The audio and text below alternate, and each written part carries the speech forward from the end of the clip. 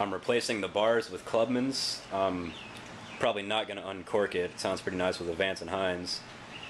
And then I'm probably going to try and get new filters.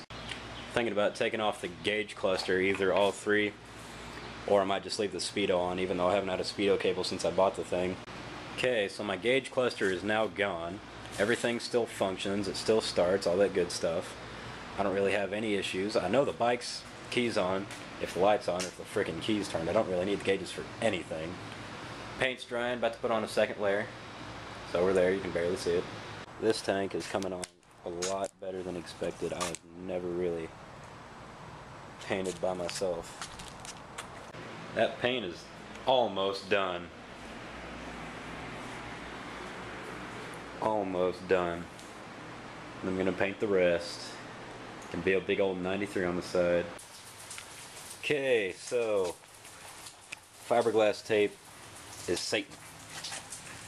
We're just using normal fiberglass. You can barely see it because it's doing what fiberglass is supposed to do, as in fix my body. That's drying. Then we're gonna fix the tail. That cracked. Much other crap. Already fixed all the big major damage over there. I mean, it's at least starting to look real mean, if I can say so myself.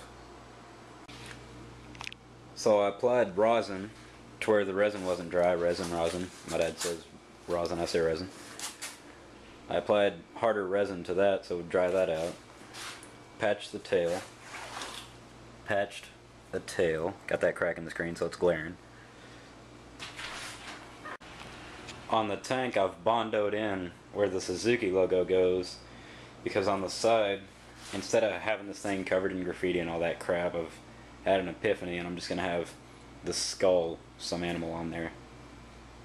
And then the rest of it, probably going to bob off where the frame extrudes past the carbon fiber rear. I mean, past the fiberglass rear. Carbon fiber is freaking expensive. But yep, just trying to simplify that, get all that done. This is part one. Part two will be out whenever the thing's done.